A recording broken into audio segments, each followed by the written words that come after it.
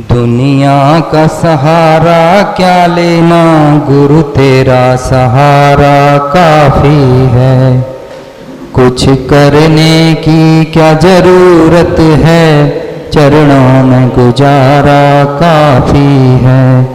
माना दुनिया रंगीन बहुत, पर चीज यहाँ पर नश्वर है। देखूं तो क्या क्या देखूं, गुरु तेरा एक नजारा काफी है। बोलो आचार्य भगवंत विशुद्ध सागर जी महाराज की जय। श्रीमान रत्न मुनि श्री सुप्रभ सागर जी महाराज की जय। श्रीमान मुनि श्री प्रणत सागर जी महाराज की जय। धर्म प्रेमी बंधुओं, आप सभी जानते हैं कि मुनि श्री सभी की जिज्ञासाओं का सम्यक समाधान कर रहे हैं। अगर आपके मन में कोई विकल्प हो तो मुनि श्री तक अपना समीचीन विकल्प भेजें और उसका सम्यक समाधान प्राप्त करें। इसी कड़ी को आगे बढ़ाते हुए आज का एक प्रोग्राम प्रारंभ करते हैं और मुनि श्री प्रणत सागर जी महाराज के चरणों में नमोस्तु करते हुए, बारंबार नमोस्तु करते हुए प्रोग्राम को प्रारंभ करने की कृपा करें। मुनि श्री प्रणत सागर जी महाराज नमोस्तु नमोस्तु नमोस्तु।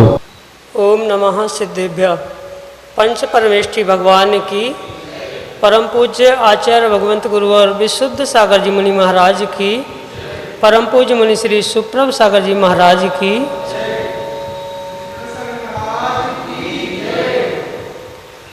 समीचीन विकल्पों का सम्यक समाधान। परम पूज्य मुनि श्री सुप्रभ सागर जी महाराज के मुखारविंद से हम आगमुक्त विधि से समझ रहे हैं और देश के विभिन्न अंचलों से प्राप्त अनेकानेक समीचीन प्रश्न हमें प्राप्त हो रहे हैं।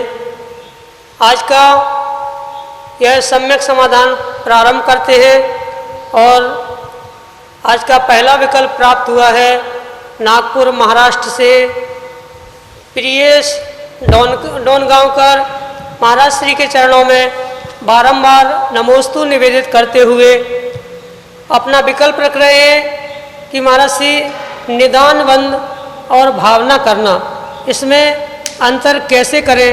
हमारे समीचीन विकल्प का सम्यक समाधान करने की अनुकंपा करें। नमोस्तु महाराज जी, नमोस्तु। ओम नमः सिद्धम। परम पूज्य आचार्य भगवान गुरुवर विशुद्ध सागर जी महाराज की निदान और भावना, इन दोनों में आचार्यों ने बहुत अच्छे से अंतर बताया। भोगांशाया नियतम दीयते चित्तम तस्मिन्नेव वा निदानम, ऐसा ग्रंथों में लिखते हुए निदान की आचार्य महाराज परिभाषा कर रहे। भोग और आकांक्षा के लिए जो नियत रूप से अपने चित्त को, अपने मन को, किसके लिए, भोग और आकांक्षा के निमित्त से अपने चित्त, आचार्य भगवंतों ने भावना और निदान में बहुत अच्छे से अंतर बताया। भोगांक्षा नियतम दीयते चित्तम तस्मिन्नेव वा निदानम, जो भोग आकांक्षा के निमित्त से अपने चित्त को, अपने मन को लगा लेना, दे देना, उसको ही निदान कहा। पुनः समझना, मात्र भोग और आकांक्षा के लिए जो अपने चित्त को, अपने मन को लगाना है या अपने मन में, चित्त में भोग आकांक्षा की जो इच्छा है भोगाकांक्षा की इच्छा के निमित्त से जो भी मैं इच्छा, चाह, आकांक्षा, भावना कर रहा हूं, उसका नाम निदान। दो बातें अच्छे से समझनी होगी। जो संसार के भोग आकांक्षा के निमित्त से हम जो भावना भा रहे हैं, इच्छा कर रहे हैं, उसका नाम निदान है। और जो उसके अलावा भी जो हमारे भाव किसी को, किसी वस्तु, किसी साधन को, किसी स्थान को प्राप्त करने के लिए है, वह भावना है। वह निदान के भी आचार्यों ने तीन प्रकार के भेद समझाए, एक प्रशस्त, एक अप्रशस्त और भोग कृत। ऐसे तीन अलग अलग प्रकार के उन निदान की बात की। और भावना की भी ऐसी ही कुछ व्याख्या, प्रशस्त, अप्रशस्त, साथ साथ प्रशस्त के भी भेद आपको पता है, 12 भावना, 16 कारण भावना।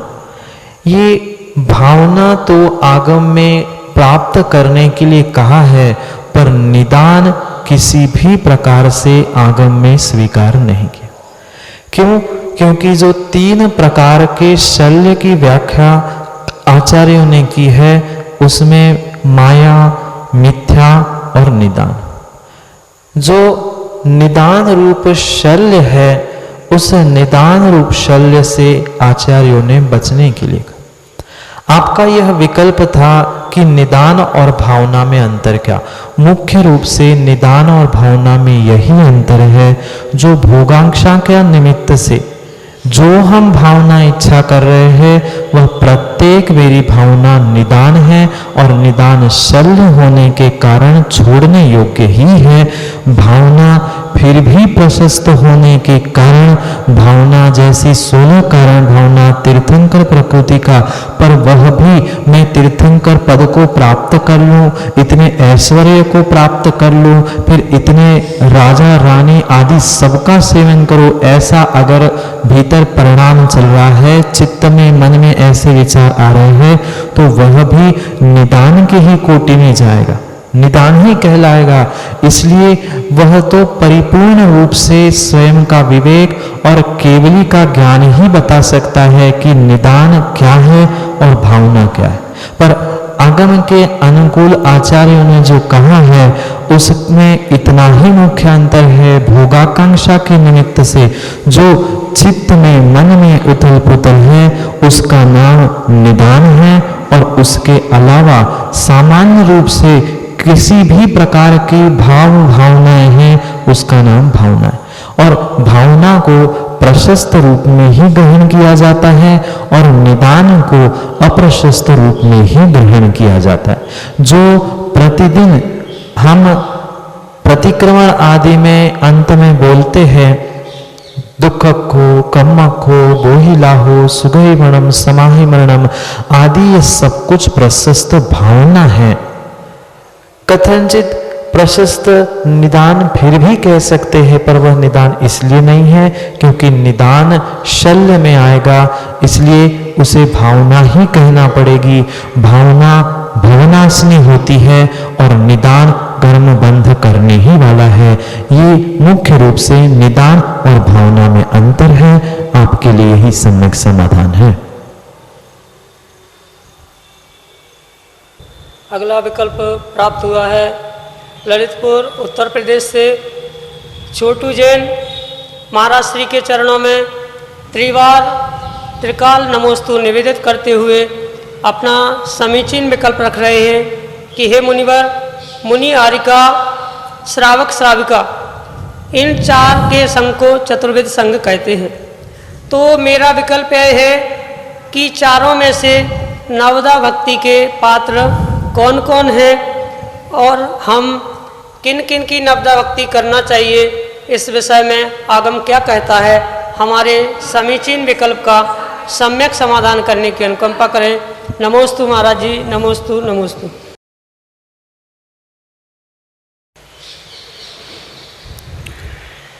सबसे पहले मैं आपसे यह कहना चाहता हूं, यद्यपि शुद्धम लोक विरुद्धम न करणीयम न चरणीयम, एक बात आप बहुत अच्छे से समझ लेना, जो परिपूर्ण रूप से शुद्ध है, आगम में वर्णित है, पर फिर भी किसी क्षेत्रीय परंपरा या किसी स्थान विशेष के निमित्त से वहाँ स्वीकार नहीं है, तो हमें किसी को उस विषय में जबरदस्ती नहीं करनी चाहिए।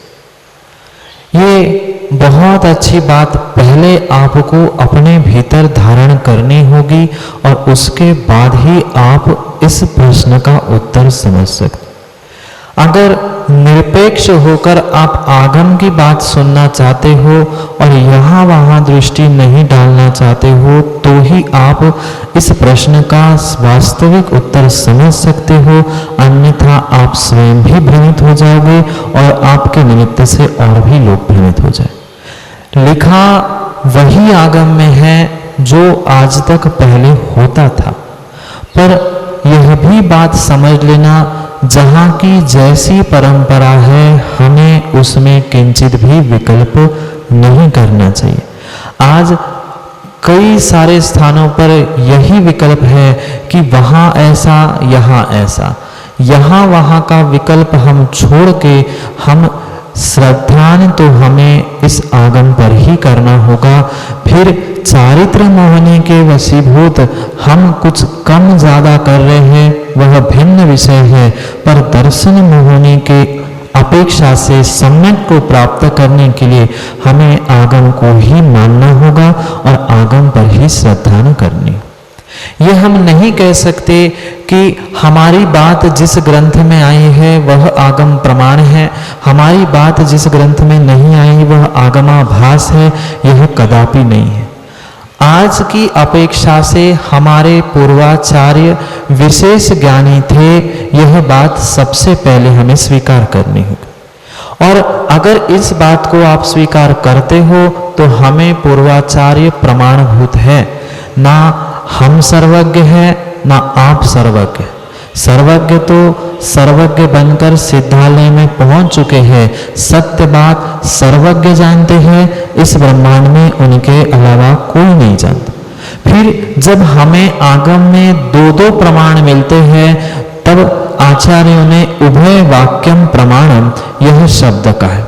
बहुत अच्छे से समझना क्या कहा, उभय वाक्यम प्रमाणम। उभय वाक्य हमारे लिए, दोनों भी आचार्य हमारे लिए प्रमाणभूत है, क्योंकि वे धर्म तीर्थ के इस परंपरा को, श्रमण संस्कृति को चलाने वाले हैं।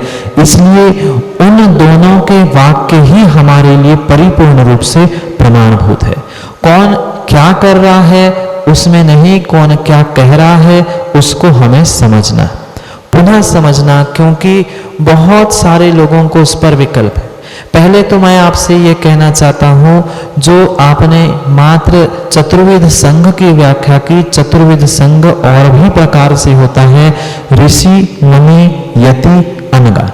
यह भी चतुर्विध संघ की व्याख्या आगम में लिखी है और इस चतुर्विध संघ की भी और अन्य जो आपने श्रावक, श्राविका, मुनि, आरिका, यह भी जो चतुर्विध संघ कहा है वह भी चतुर्विध संघ की ही कोटि में आता। फिर आगे बढ़कर और आपको ग्रंथ के प्रमाण और ग्रंथ के नामों का उल्लेख कर देता हूँ। निर्णय मैं यहाँ से नहीं दे रहा हूँ, ये बात समझ लेना छोटू भाई, निर्णय मैं नहीं दे रहा हूँ, निर्णय आपको स्वयं से स्वयं को करना है। मैं तो आगम की प्रत्येक बात आपके सामने खोल के रख रहा हूं। श्रमण संघ संहिता में लिखते हुए कहा है, जघन्य मध्यम उत्कृष्ट पात्राणाम गुणशीलनाम नवधा दीयते दानम यथा योग्यम सुभक्तिता। कौन से ग्रंथ में? श्रमण संघ संहिता, दान शासन, सुधर्म श्रावकाचार आदि ग्रंथों में इस नवदा भक्ति का उल्लेख आया है और वहां पर स्पष्ट लिखा है कि उत्तम, मध्यम और उत्कृष्ट, जघन्य आदि जितने तीन प्रकार के पात्र गए हैं, तीनों प्रकार के पात्रों का नवदा भक्ति पूर्वक दान। पर एक बात और समझना, यथा योग्यम। क्या कहा? यथा योग्यम, जो जैसा है उसको उसी हिसाब से योग्यता के अनुसार ही नवदा भक्ति की जाती है, पूजन सम्मान दिया जाता है। ये बात बहुत अच्छे से समझना। माँ किसी के घर में दामाद आता है, क्या आप उसको टीका लगाते हो? क्या उसके सर पर चावल छोड़ते हो? कभी पहली बार दामाद घर में आता है तो पैरों पे पानी डाला था, उसको मुंह मीठा करने के लिए मिठाई खिलाई थी? अगर घर गृहस्थ है, सम्मान रूप कभी फूल या श्रीफल भेंट किए थे? द्रव्य नहीं बदले थे, हमारा अभिप्राय बदला था। द्रव्य वही थे पर वह सम्मान रूप हमने वही अष्ट द्रव्य दिए थे, चावल, चंदन, पानी, सब कुछ वही था, पर हमारा अभिप्राय वहां मात्र सम्मान रूप था। इसलिए जो आचार्यों ने लिखा है यथा योग्यम स भक्तिता, योग्यता से ही उनके लिए हमें भक्ति करनी चाहिए। अगर 9 में से 5 भक्ति हो रही है तो वह पंच भक्ति आदि की व्याख्या आगम में नहीं है। और भी बात समझना, मूलाचार में वट्टकेर स्वामी कह दो या कुंद कुंद स्वामी कह दो, उन्होंने भी संवम्य अहोरति ऐसा कहते हुए मुनियों के व्याख्यान, मुनियों के लिए समाचारी का व्याख्यान करने के उपरांत आरी का जो तीसरा लिंग है, पहली तो बात ये आपको समझनी होगी, आरी का है, आरी का मुनिराज नहीं है। पंच परमेष्ठी के श्रेणी में किसी भी प्रकार से आरी का, शुल्लक, शुल्लिका, ऐलक इनको ग्रहण नहीं किया। कुंद कुंद स्वामी ने 3 प्रकार के लिंग की व्याख्या की। पहला लिंग निर्ग्रंथ लिंग, दूसरा लिंग श्रावक लिंग और तीसरा लिंग आरी का लिंग। जो ना श्रावक है, जो ना मुनिराज है, ऐसे तीसरे स्थान पर उस आरिका को दर्शन पाहुड़ में कुंद कुंद स्वामी ने निबंधित कर दिया और उपचार से उन्हीं को महाव्रती कह दिया है।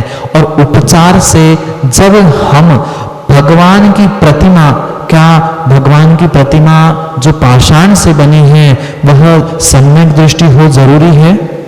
पाषाण से बनी हुई प्रतिमा वह तो एकेंद्रीय जीव था, पर उसको भी हम संस्कार करके, प्रतिष्ठा करके, उसमें स्थापना निक्षेप से, उपचार से, भगवान मानकर अष्टद्रव्य से अगर पूजा कर सकते हैं तो हमें यहाँ जीवंत किसी जीव में उपचार से महाव्रतों का आरोपण किया है तो दोष किस बात का है? ये बहुत अच्छे से हमें आगम को सामने रखे हुए समझना होगा। मूलाचार में 67 नंबर की गाथा में समाचारी का व्याख्यान करते हुए वट्टकेर स्वामी कुंद कुंद स्वामी कह रहे हैं कि संवम्य अहोरात्रि जैसे प्रतिक्रमण आदि श्रमण का है, साधुओं का है, वह आरिका श्रावकों का प्रतिक्रमण नहीं करती, श्रमण मुनियों का ही प्रतिक्रमण करती है। और जो आरिका मुनियों का प्रतिक्रमण करने की योग्यता रखती है वह नवदा भक्ति की भी पात्रता रखती है। पर यह बात आप और थोड़े से कान को खोलकर सुन लेना, दिनों दिमाग को खोल के सुन लेना। सबसे बड़ी बात मूलाचार में अगर कुंद कुंद स्वामी ने और आज तक के ग्रंथों में आचार्यों ने अगर कुछ लिखी है तो सबसे बड़ी गुरु और गुरु की आज्ञा होती है। बहुत अच्छे से समझना, गुरु और गुरु की आज्ञा से आगे कोई भी कार्य नहीं होता। मूलाचार में भी अंतिम गाथाओं में लिखा है कि सर्वोपरि अगर कुछ है गुरु आज्ञा और गुरु परंपरा है। इसलिए आपके लिए तो यही सम्यक समाधान है। आगम के तो परिप्रेक्ष्य में जो व्याख्या है वो हमने बता दी। अब आपको तो यही करना है। आपने पूछा कि हमें क्या करना है, इसलिए आपसे कह रहा हूं आपको तो यही करना है। जो जिस गुरु की परंपरा का जैसा हो वैसा आप उसका निर्वाह करो, अन्यथा दूर रहो। इसमें विकल्प करने की आवश्यकता नहीं है। गुरु की परंपरा जब पूर्वाचार्यों ने कही है सबसे श्रेष्ठ है, तो हमें भी जिस गुरु की जैसी परंपरा है उनका वैसा निर्वाह करे, उनको वैसा सम्मान दे। उनकी जैसी व्यवस्था चल रही है उन गुरु के गुरुकुल गुरु की परंपरा के अनुसार हम भी उनको सहयोग करें। नहीं बन रहा है तो हम दूर से अपने मन वचन काय को संभाल कर रखें, पर अन्यथा न हम विचार करें, न अन्यथा हम किसी से कुछ कहें। अगर आप छठे काल से बचना चाहते हो, छोटू जी आपने प्रश्न पूछा इसलिए आपसे कह रहा हूं, इसलिए विकल्प छोड़ दो कि कौन कहा कैसे। आगम के परिप्रेक्ष्य में मैंने आगम के नाम शास्त्र इतने में, और भी आप खोजोगे तो और सारे प्रमाण मिल जाएंगे। पर ये बात भी समझना, यथा योग्यम, जो जितना योग्यता रखता है उसकी उतनी ही योग्यता से भक्ति करने की बात तीनों पात्रों की कही है। इसलिए हमें वह परिपूर्ण रूप से समझना होगा और समाचारी आदि आदि सभी बातों को समझने के बाद ये मुख्य बात आपको समझनी है, गुरु आज्ञा सर्वोपरि। इसलिए आप पुनः विकल्प करके गुरु परंपरा का निर्वाह उनके हिसाब से करते रहना, तो ही आप अपनी श्रद्धा से सम्यक दृष्टि बने रहोगे, अन्यथा आप पे भी प्रश्न चिन्ह खड़ा हो जाएगा। अगले विकल्प के लिए हमारे सामने है प्रतीक शाह, इंदौर मध्य प्रदेश से। महाराज जी नमोस्तु। महाराज जी, महाराज जी मैं इस बात का समाधान चाहता हूँ। मैं हमेशा सभी से सुनता हूँ कि हमने इस तरह का नियम ले रखा है, हमने किसी तरह का नियम ले रखा है। मेरा प्रश्न यही है कि नियम किस किस प्रकार के होते हैं, वह नियम किससे लेना चाहिए और उनका पालन हमें किस तरह से करना चाहिए, इस बात का समाधान करने की अनुकंपा करें। नमोस्तु महाराज जी। आगम में दो प्रकार के मन के संकल्प की बात की, जो जीवन पर्यंत यानी आजीवन रूप में मृत्यु तक परिपूर्ण रूप से पालन करने के लिए जो संकल्प लिया जाता है उसको यम कहते हैं, और कुछ समय के लिए जो किया जाता है संकल्प उसे नियम कहते हैं। पुनः समझना, जीवन पर्यंत जो किया जाता है वह यम होता है, और कुछ समय के लिए जो संकल्प किया जाता है, त्याग व्रत लिया जाता है, उसका नाम यम है। उस यम नियम में से आपने जो समीचीन विकल्प पूछा है कि नियम क्या होता है, कुछ समय के लिए चाहे वह कषायों का, भोजन आदि का या किसी भी प्रकार का विषय भोगों से दूर होने के लिए जो संकल्प है, उस विषय भोगों से दूर होने के लिए संकल्प लिया हुआ कुछ समय का, उसका ही नाम नियम है। और नियम हम जिस प्रकार का लेना चाहते हैं उस प्रकार का नियम ले सकते हैं। ऐसा कोई विशेष उसका फॉर्मेट या इसका कोई विशेष प्रकार आगम में नहीं बताया। जैसी जिसकी शक्ति होती है उस शक्ति के अनुसार हम छोटे से छोटा नियम भी ले सकते हैं। अगर आपकी शक्ति उपवास एकासन करने की नहीं है तो आप इतना भी नियम ले सकते हैं कि सुबह के भोजन के बाद मैं 2 घंटे कुछ नहीं खाऊंगा। इतना भी नियम ले सकते हैं कि हमें पता है कि हम व्यापार में लगे हैं, ये भोजन बना रहे हैं, उतने समय आधे 1 घंटे हमें कुछ खाना नहीं है, पीना नहीं है, आप उतने भी नियम ले सकते। इतना भी नहीं हो रहा है, दिन में भी आपसे भोजन छोड़ते नहीं बन रहा है, तो कम से कम रात में जब हम पलंग पे पड़े हैं तब तक नहीं खाएंगे, ऐसा भी नियम आपका हो सकता है। जो हजारों लाखों प्रकार की वनस्पति है उनमें से मैं 50-100 ही एक दिन में खाऊंगा, आती नहीं है, पर वह भी हमारा नियम ही होता है। व्यक्ति समझता है कि कोई बहुत बड़ा नियम लेना ही नियम नहीं है, किंचित भी बहुत बड़े कोई त्याग तपस्या करना ही नियम नहीं है। हमने मन में सोचा हुआ छोटा सा भी विषय भोगों से दूर होने वाला मेरा जो संकल्प है वह परिपूर्ण रूप से नियम की ही कोटि में आएगा। वह किंचित भी हमें उसमें विकल्प नहीं करना चाहिए कि नियम छोटा है कि बड़ा है, क्योंकि ऐसा कहा जाता है घुटने चलते चलते, घुटनों से चलते चलते एक दिन पैरों पे खड़े हो जाते हैं, और छोटे छोटे नियम ही कभी महाव्रत बन जाते हैं। एक छोटा सा लिया हुआ रात्रि में सोते समय पे लिया हुआ नियम भी बढ़ते बढ़ते महाव्रत के रूप में परिणत हो सकता है, और नहीं लिया हुआ कुछ भी नहीं हो सकता। जैसे बालक घुटनों चलते चलते दीवार पकड़ते पकड़ते अपने पैरों पर चलने खड़े होने लग जाता है। बिल्कुल ऐसी ही स्थिति नियमों के साथ है।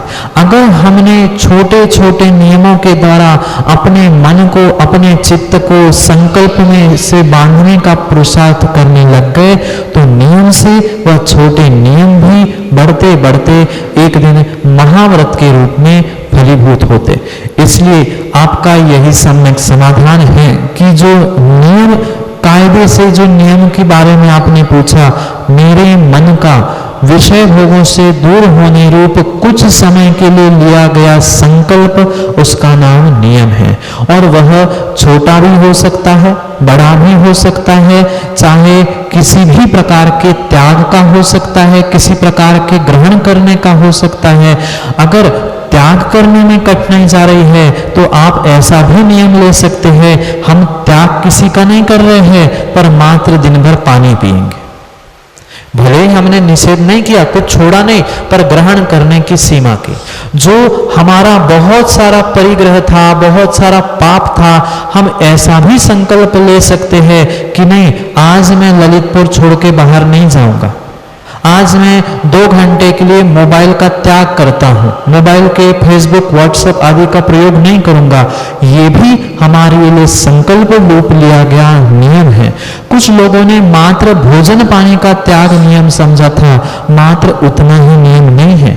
मैं आज दिन में बिल्कुल भी सोऊंगा नहीं, रात में भी 11 बजे के बाद सोऊंगा, टीवी नहीं देखूंगा, आज मात्र प्रवचन ही सुनूंगा। 10 दिन पर्यूषण के आ रहे ना, पर्यूषण के 10 दिन आ रहे हैं, हम 10 दिन गाड़ी का प्रयोग नहीं करेंगे, 10 दिन मोबाइल का प्रयोग नहीं करेंगे, 10 दिन साधना करेंगे, अच्छा शुद्ध भोजन करेंगे, जिनवाणी प्रवचन सुनेंगे, धर्म ध्यान करेंगे। ये सब कुछ क्या है? ये नियम की ही कोटि में आने वाला है। जिसकी जितनी शक्ति है उसको उतना नियम लेना ही होगा। नियम जो व्यक्ति लेता है और उसका परिपूर्ण रूप से पालन करता है, विश्वास मानना उसने अपने जीवन में बहुत बड़ा काम कर लिया।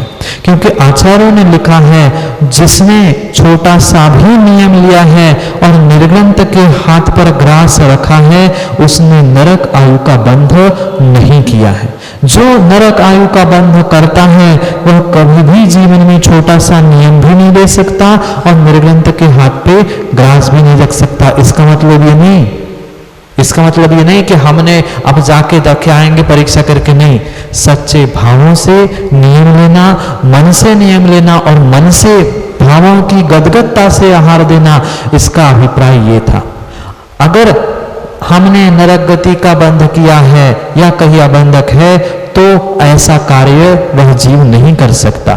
इसलिए अगर हमें छठे काल में जाने से बचना है या हमारी दुर्गति हो रही कि नहीं हो रही उसकी परीक्षा करनी है तो नियम को धारण करने का पुरुषार्थ करना। क्योंकि समो शरण में एक जीव पहुंचा था, उसने भी पूछा था, मैं इतने सारे प्रश्न पूछ रहा हूं, इतने सारे 60,000 प्रश्न पूछ लिए, उत्तर भी प्राप्त कर लिया, पर एक छोटा सा नियम लेने के परिणाम मेरे क्यों नहीं हो रहे हैं? कौन जीव समझ में आया? श्रेणी का जीव भगवान के समोषण में पूछ रहा था, 60,000 प्रश्न मैंने पूछ लिए, उत्तर प्राप्त कर लिए, पर कुछ नियम लेने के भाव क्यों नहीं हो रहे हैं? भगवान की वाणी में खिरा था, नरक आयु का बंध हो चुका है। इसलिए स्वयं का परीक्षा करने के लिए, स्वयं की परीक्षा करने के लिए नियम संकल्प अवश्य लेने होंगे, चाहे छोटे हो चाहे बड़े हो। जैसी शक्ति हो वैसे नियम का पालन करना चाहिए। और नियम तो कायदे से गुरु के साक्षी पूर्वक ही लिए जाते हैं। क्योंकि आपने पूछा था, आपका विकल्प था कि किसके सामने लेना चाहिए। भगवान के सामने जाकर हमारे मन में जो नियम है हम तो कह देंगे, भगवान ना हाँ कहने वाले हैं ना कहने वाले हैं, पर तुम्हारी शक्ति क्या है, तुम कौन से नियम का पालन कैसे कर सकते हो, वह तुम्हारे गुरु ही ही बता सकते हैं। इसलिए चाहे छोटा हो चाहे बड़ा हो, जो भी नियम आपको ग्रहण करना है, कायदा तो यही है कि आपको गुरु साक्षी पूर्वक ही व्रत को, नियम को ग्रहण करना है और उसका प्राण लगाकर पालन करना चाहिए, क्योंकि गुरु साक्षी हतम व्रतम, गुरु के साक्षी पूर्वक के प्राप्त किए हुए नियम व्रत को कभी भी खंडित नहीं होने देना चाहिए। इसलिए यह नियम के बारे में आपके इस समीचीन विकल्प का यह सम्यक समाधान था, यह नियम थे। और नियम लेने की जो जिससे हमें नियम लेना था वह भगवान के सामने हम तो मनमानी नियम ले लेंगे, ना प्रायश्चित भगवान के सामने होता है, ना नियम भगवान के सामने होता है। प्रायश्चित भी, नियम भी, निंदा, गर्हा, आलोचना, ये सब कुछ भगवान के सामने या गुरु के सामने होती है, पर नियम तो परिपूर्ण रूप से, प्रायश्चित भी परिपूर्ण रूप से गुरु से ही सामने होता है, अन्य किसी के सामने, अन्य किसी के साक्षी पूर्वक नहीं होता। आप सभी देख रहे थे अभी सम्यक समाधान। अगर आप भी चाहते हैं अपने समीचीन विकल्पों का समाधान, तो भेजिए अपने प्रश्न व्हाट्सएप पर। नंबर लिखिए 8704848811। फिर से सुने 8707548811। दूसरा नंबर है 7415306441। फिर से सुनो 7415306441। मेल कर सकते हैं सम्यक.समाधान@gmail.com पर। नमस्ते महाराज।